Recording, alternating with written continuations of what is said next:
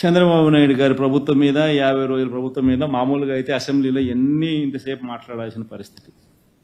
కానీ అసెంబ్లీలో ప్రతిపక్ష పార్టీ ఒకటి ఉంది అని కూడా వాళ్ళు గుర్తించారట. ప్రతిపక్ష పార్టీ అనేది ఉండేటే రెండు పక్షాలు, ఒకటి అధికార పక్షం, ఒకటి ప్రతిపక్షం. ఇక వేరే పార్టీయే లేదు.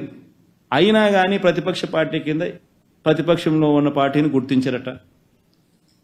మరి ప్రతిపక్ష పార్టీని ఆటోమేటిక్లీ ప్రతిపక్షంగా గుర్తించినప్పుడు ఆ ప్రతిపక్షానికి ఒక నాయకుడు అనేవాడు ఉంటాడు కదా, ఆయన ప్రతిపక్ష నాయకుడిగా గుర్తించాలి కదా. మరి అది గుర్తించారట.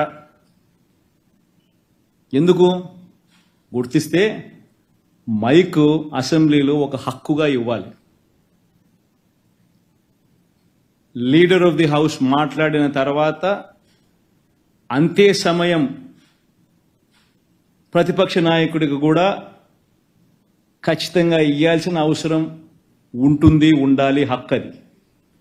ప్రతిపక్ష నాయకుడు చేయెత్తితే ఖచ్చితంగా మైక్ ఇవ్వాలి. ప్రతిపక్ష నాయకుడికి అంతే టైం కేటాయించాలి. ఇవన్నీ చేస్తే ఈ మాదిరిగా ఆయన చేసిన పనులకు, ఆయన చేసిన పద్ధతులకు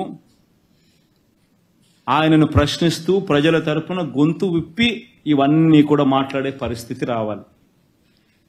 ఇవన్నీ ఎవరు మాట్లాడకూడదు, ఇవన్నీ ఎవరు అడగకూడదు, ఎవరు రోడ్డు మీదకి రాకూడదు, ఎవరు అసెంబ్లీలో క్వశ్చన్ చేయకూడదు, మేము ఏం చేసినా కానీ ఎవరు మాట్లాడకూడదు అని దుర్మార్గమైన ఆలోచనలతో చంద్రబాబు నాయుడు ఇవన్నీ చేస్తూ ఉన్నాడు. కాబట్టి ఇక అసెంబ్లీలో గొంతు విప్పినా విప్పలేకపోయినా అసెంబ్లీలో జరిగేటప్పుడు మాత్రం ఇదే మాదిరిగా ప్రజల తరపున మీడియాను ఉపయోగించుకుంటూ, మీడియాలో కూడా బహుశా ఈనాడు, ఆంధ్రజ్యోతి, TV5 లాంటి దుర్మార్గులు, చంద్రబాబు నాయుడు లాంటి కొవ్వొట్సు, చంద్రబాబు నాయుడు గారిని మోసే వ్యక్తులు అనుకూలంగా ఎలాగూ రాయరు, ఉండరు. కాబట్టి న్యూట్రల్గా ఉండే మిగతా పత్రికా యాజమాన్యాలు, మిగతా పత్రికలు, నిజాన్ని నిజంగా చెప్పగలిగిన పత్రికా యాజమాన్యాలను,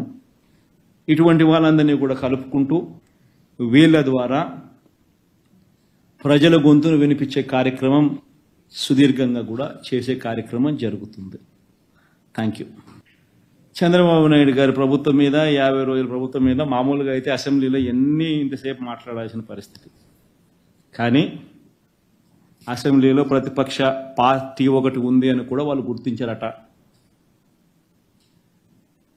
ప్రతిపక్ష పార్టీ అనేది ఉండేటే రెండు పక్షాలు, ఒకటి అధికార పక్షం, ఒకటి ప్రతిపక్షం. ఇక వేరే పార్టీయే లేదు.